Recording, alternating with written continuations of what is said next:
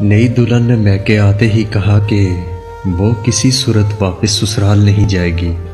باپ نے جپٹتے ہی گال پر دپڑ جڑ دیا۔ بکواس کرتی ہو، میری عزت کا جنازہ نکلواؤ گی؟ اور دہاڑ کے اپنی بیوی سے مخاطب ہوا، یہ تربیت کی ہے اس کی، سمجھا لو اس کو ورنہ تمہاری خیر نہیں۔ باپ غصے سے کہتا ہوا باہر نکلا تو اتھرے بیٹے بھی اس کی تائید میں ماں اور بہن کو گھورتے ہوئے باہر نکل گئے۔ بے بس ماں جو سہمی سی کونے میں بیٹھی تھی، پہلے تو اٹھ کر زور زبردستی سے اس کا فیصلہ بدلنے کی کوشش کی، آخر دونوں ہاتھ جوڑے اس کے قدموں میں ڈھیر ہو گئی۔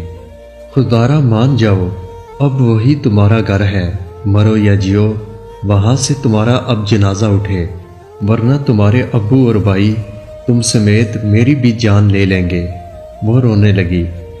مجبور بیٹی سر جھکا کے واپس سسرال چلی گئی۔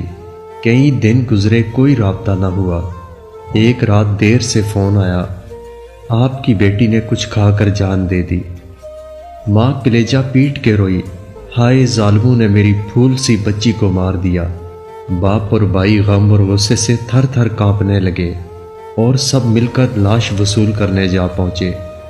یہ قتل نہیں، خودکشی ہے۔ اگر معاملہ گھر برادری سے باہر گیا تو بدنامی لڑکی کی ہوگی، بات اس کے کردار پر آئے گی اور پھر آپ کی تربیت پہ۔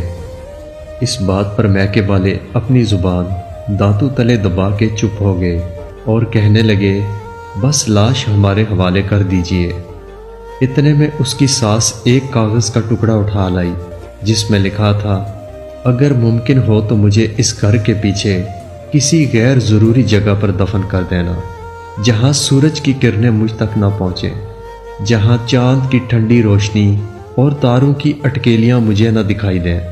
جو بھی کرنا، میرے وجود کو اس گھر کی دہلیز سے باہر مت جانے دینا۔